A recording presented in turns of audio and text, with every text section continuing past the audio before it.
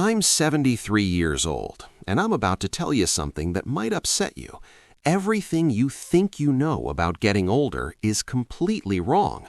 And the worst part? The people who should be telling you this, your parents, your teachers, society, they're either lying to you or they don't know themselves.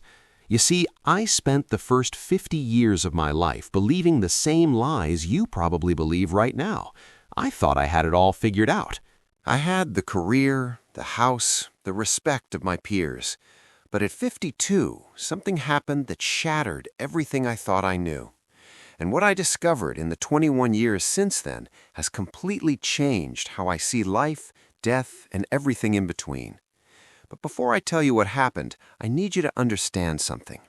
The reason I'm making this video isn't to impress you or to make myself feel wise. I'm making this because I'm running out of time, and there are things you need to hear before it's too late. Not for me, for you. At 52, I had what doctors call a cardiac event.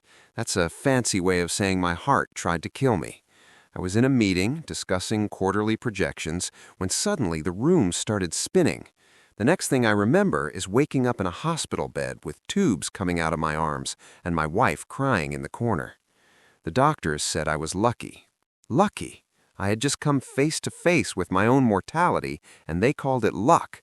But you know what? They were right.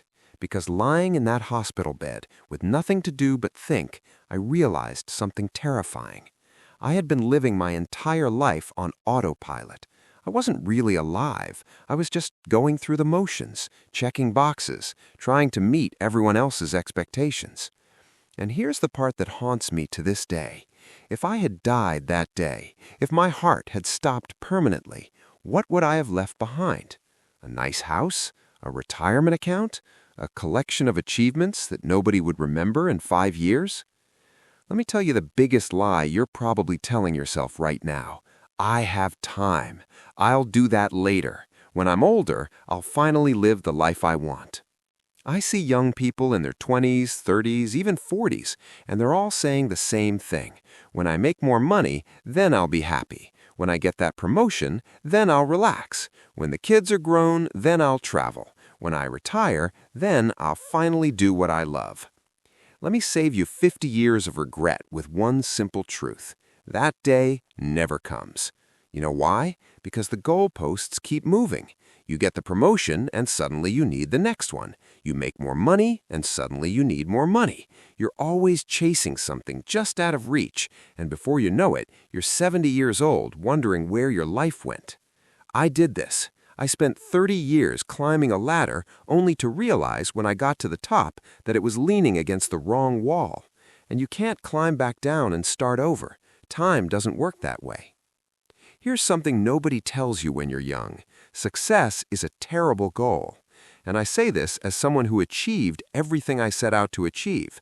I made partner at my firm, I bought the house, I had the respect of my colleagues. And you know what? None of it mattered. You achieve your goal, and for about 48 hours you feel amazing. Then the feeling fades. You're back to baseline. Now you need a new goal, a bigger achievement, more validation. It's a hamster wheel.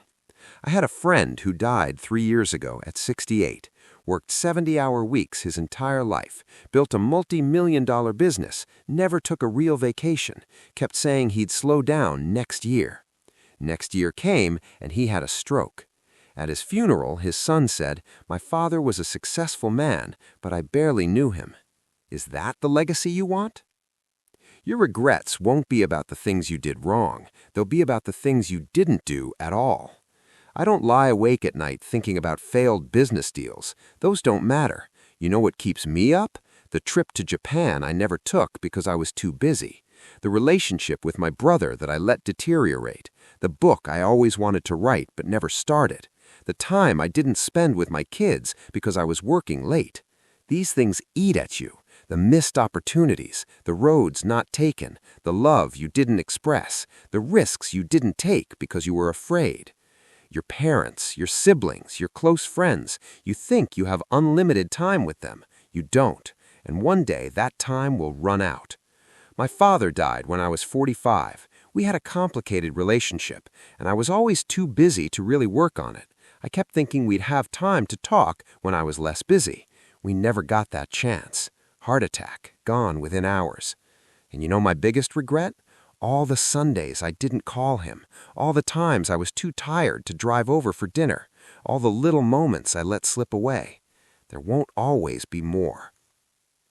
After my heart attack, I made big changes, stepped back from work, started saying no to things that didn't matter, started saying yes to things that I'd put off for decades.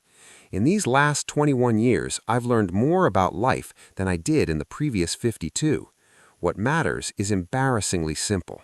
Time with people you love, work that feels meaningful to you, experiencing things, not owning things, creating memories, being present.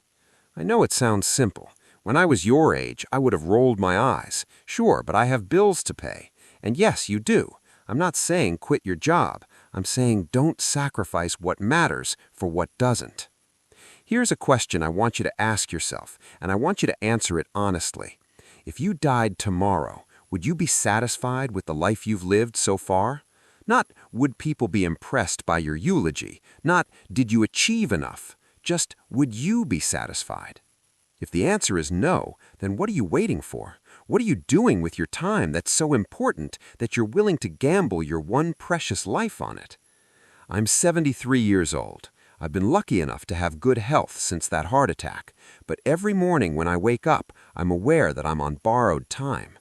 We all are, really, but most young people don't realize this. They think they're invincible. They think they have forever. You don't. I have grandchildren, 3 of them, and when I look at them, I see the same patterns I see in most young people today. They're stressed, they're anxious, they're chasing things that won't make them happy. They're making the same mistakes I made.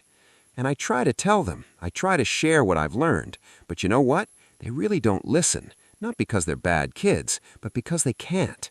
They're living in the storm right now. They can't see the patterns yet. They think their situation is unique, that the old rules don't apply to them.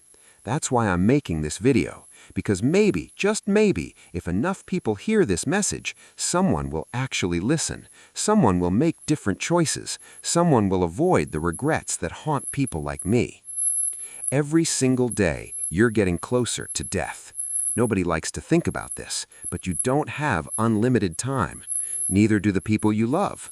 Your parents, if they're still alive, they're getting older every day. One day, probably sooner than you think, they won't be here. Your friends, your spouse, your children, none of these relationships last forever. So what are you going to do? Keep putting off that phone call? Keep postponing that trip?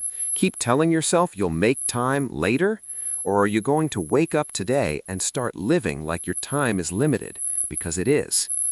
If I could go back and talk to my 30-year-old self, here's what I would say. Stop trying to impress people who don't matter. Stop sacrificing your health for your career. Stop putting off joy until someday. Stop waiting for permission to live the life you want. Start calling your parents more often. Start taking the trips you dream about. Start doing the things that scare you. Start saying no to obligations that drain you. Start saying yes to experiences that fulfill you. And most importantly, start now. Not next year, not after this project, not when you have more money or more time or whatever. Now. Because I promise you, the perfect time will never come. Life will always be messy and complicated and full of reasons to wait. But if you wait, you'll wake up one day and realize you waited your entire life away. I'm 73 years old. If I'm lucky, maybe 10 or 15 more years. Maybe 20 if blessed. Probably less.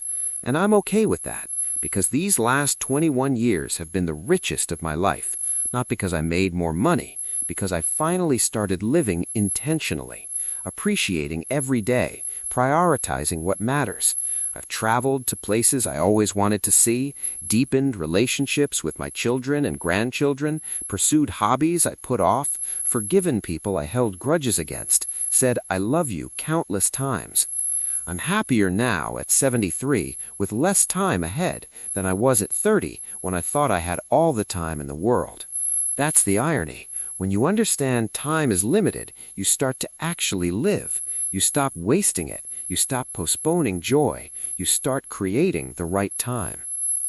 You have a choice, right now, today.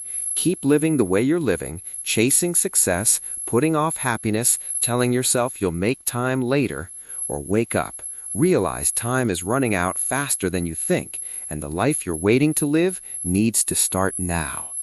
I can't make this choice for you, but I can tell you, you don't want to be 73, looking back, wishing you made different choices. Don't waste 52 years figuring this out. Learn from my mistakes. Live intentionally. Prioritize what matters. Stop waiting for someday. Someday is today. It always has been. If this resonates, share this video. Leave a comment. Tell me what you are going to do differently. Subscribe, because I have more truths to share, and not much time left. The clock is ticking. What are you going to do with your time?